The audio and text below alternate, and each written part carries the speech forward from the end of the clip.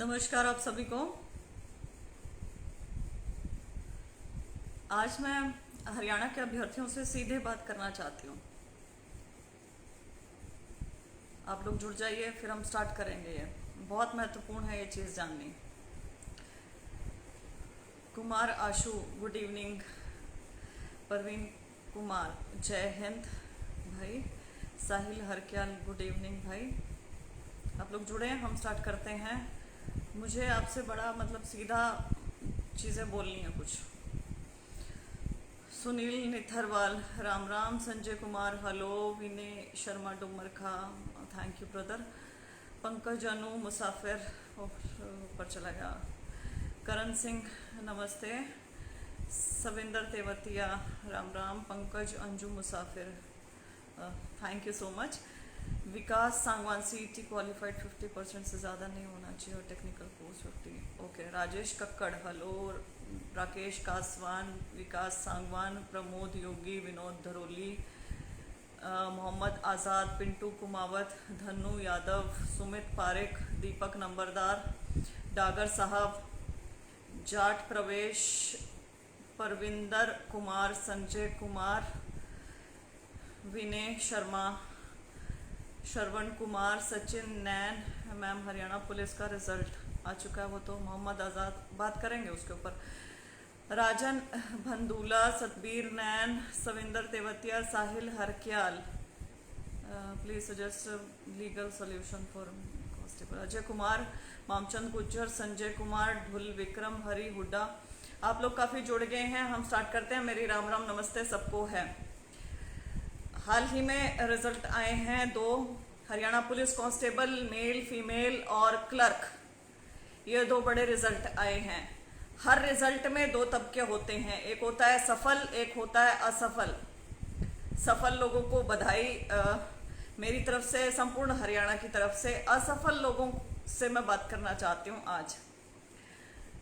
ऐसा है, यदि आपको लगता है कि आपके साथ गलत हुआ, उसकी आवाज़ मैं उठाती रही हूँ, उठाई भी है। पहले हरियाणा पुलिस कांस्टेबल की बात करेंगे। बच्चे मेरे घर पे आए, युवा सारे के सारे, उनकी जो भी बात थी, जैसे भी बात थी, जो पॉइंट्स मुझे जायज़ लगे, सही लगे, उनको रेफर करके, पढ़ के, पीडीएफ से, वकील से बात करके हमने वो चीज़ सारे हरियाणा के सामने रख दी। यहाँ आपका काम खत्म हो गया, दैट्स इट। आपने अपने तरीके से रख ली है। आप नेता मंत्री विधायकों के पास जा सकते हैं, धरने प्रदर्शन कर सकते हैं, सारी चीजें कर सकते हैं, ये आपका संवैधानिक अधिकार है। लेकिन क्या आपको करनी चाहिए? मैं इसके आपको अगेंस्ट एडवाइस करूंगी। Why? Because CET is just round the corner. CET आने वाला है। 66,000 पद विज्ञापित कर दिए गए हैं। 66,000 पद है। एक जगह असफलता मिली है, ये नहीं है जीवन में हर जगह असफलता मिलेगी। समय तुम्हारे पास बहुत कम है, उम्र निकलती जा रही है। धरने प्रदर्शन के लिए यदि सोच रहे हो तो बहुत गलत सोच रहे हो। मेरे पास फोन करके भाई ने बता दिए ये सारी चीज, कैसे डिप्रेशन में गए हुए हैं सारे के सारे बच्चे। तो डिप्रेशन में जाने से क्या मिलेगा? देखो, आसान चीजें जीवन में क्या होती है? निराश होना, डिप्रेशन में जाना, दुख फील करना, रोना, ये आसान चीजें हैं। मेरे मानोगे तो हर इंसान इस पृथ्वी पर दुखी है। हम अपने पास पड़ोस से देख लें, हमारे पेरेंट्स भी किसी ना किसी चीज से दुखी होंगे, हमारे दोस्त यार मित्र भी, रिश्तेदार भी, हर कोई दुखी है। अनजान भी यदि आप किसी के, मैं बार बार बोलती हूँ, कंधे पे 5 मिनट के लिए हाथ रखेंगे, उससे प्यार से बात करेंगे तो वो टूट जाएगा, बिखर जाएगा। इतने दुखी है दुनिया। मैं समझती हूँ आपने सारी तैयारी करी, सब कुछ किया, अच्छे अंक लिए, अच्छे अंक लेने के बावजूद भी सिलेक्शन नहीं हुआ, ये सब मैं जानती हूँ। ऐसा नहीं है कि बस मैंने आपकी सुन ली। I have been through it. मैंने भी बहुत ज्यादा तैयारी करी, सब कुछ किया, अच्छे अंक लिए, सारा कुछ किया, लेकिन नहीं हुआ। तो अब क्या आगे? उस दिन भी मैंने आपको कहा था कि 1% के अगेंस्ट आप लोग लड़ रहे हैं। 99% चली गई है चीज हाथ से, 1% है आपके हाथ में। 1% के लिए आपने पूरे हरियाणा के सामने अपनी बात रख दी है, आपने अपने तरीके से रख दी है, आपने नेताओं के पास आप चले गए हैं, आपने केस फाइल कर दिया, यहाँ आपका काम खत्म हो गया। अब डिप्रेशन में नहीं रहना है किसी ने भी। डिप्रेशन से बाहर निकलो, सेल्फ मोटिवेट करो खुद को।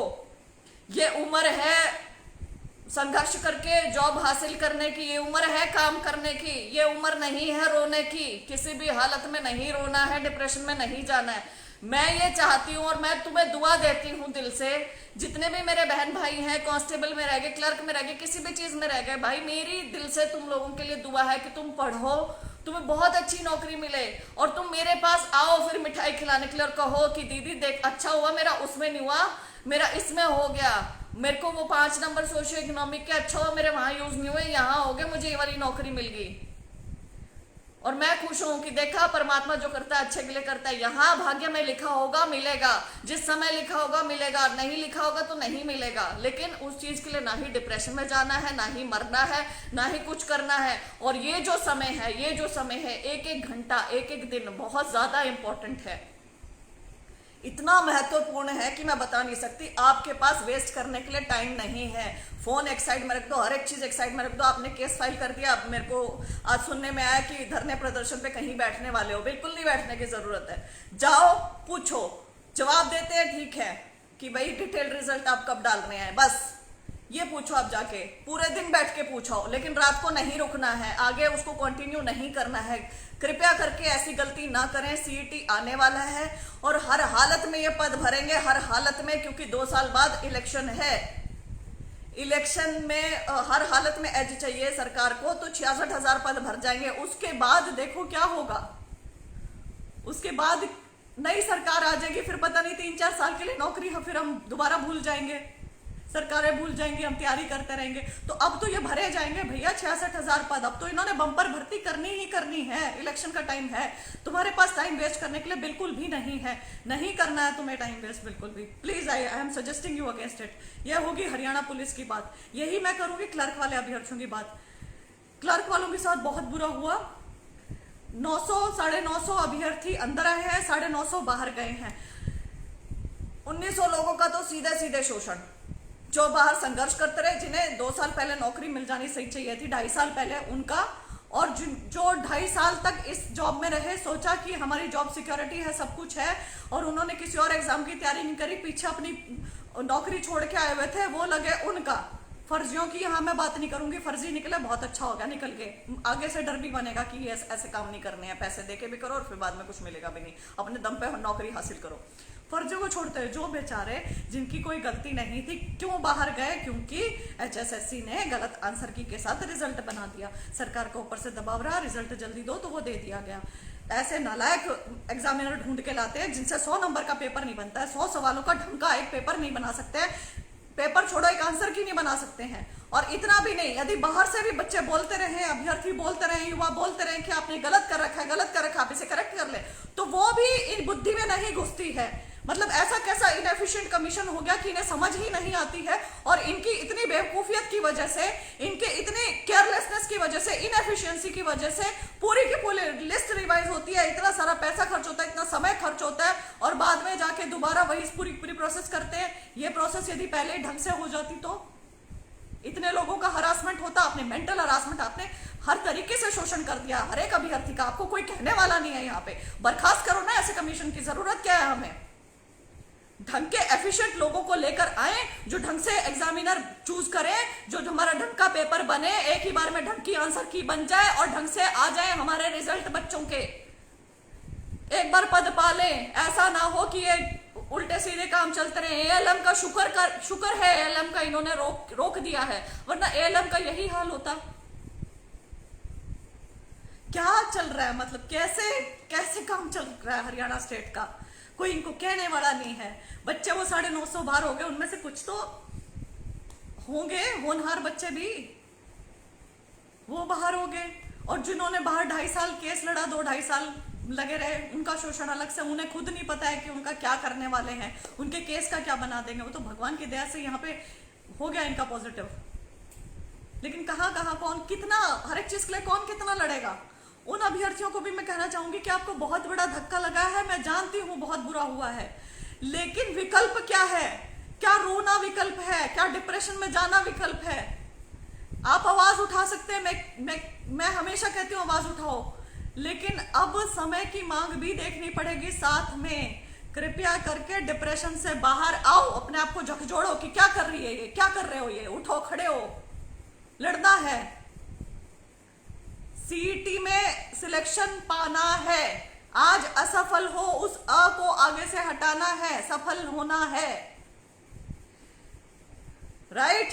सफल होना है, फिर आके मुझे बताना है कि देखा मैं सफल हो गया या हो गई। मुझे इतनी खुशी महसूस होगी, पूछना मत तुम सफल हो गए, मेरे को ये लगेगा कि मैं सफल होगी। प्लीज कोई भी अभी ऐसा स्टेप ना उठाओ। सबसे आसान चीज होती है रोना। आसान चीजें मत करो। तुम में अलग क्या है ये देखो। अलग कब होगे? जब कुछ अलग करोगे, है ना? राइट? सोशियो इकोनॉमिक मार्क्स का बिल्कुल अलग इशू है। सोशियो इकोनॉमिक मार्क्स पे मैं हमेशा बोलती आई हूँ, उस चीज को हम अलग रखते हैं, बिल्कुल ही डिफरेंट। उसके ऊपर मैं लगातार बोलती रही हूँ। यहाँ मेरी सिर्फ और सिर्फ मंशा ये है आप लोगों से बात करने की कि आप अपने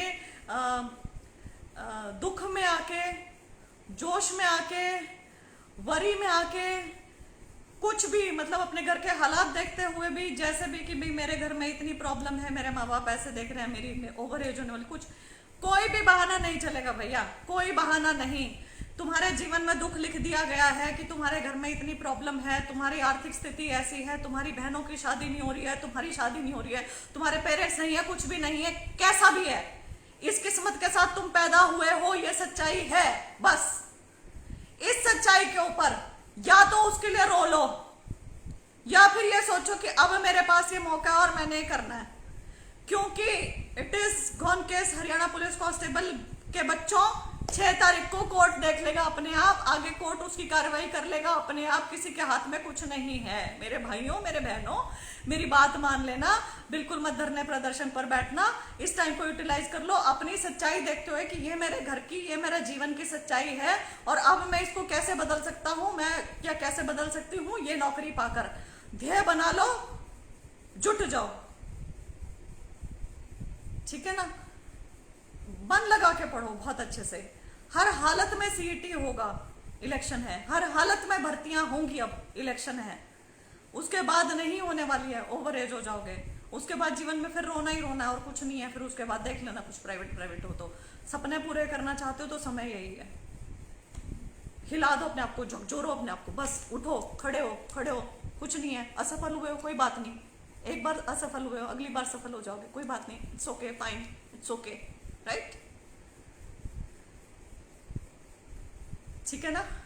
बस मुझे दोबारा ये बात ना कहनी पड़े। मुझे एक भाई का कॉल आया था, उससे पहले भी 3-4 भाइयों के कॉल आ गए हैं, उससे पहले मैंने मैसेज भी पढ़ लिए हैं।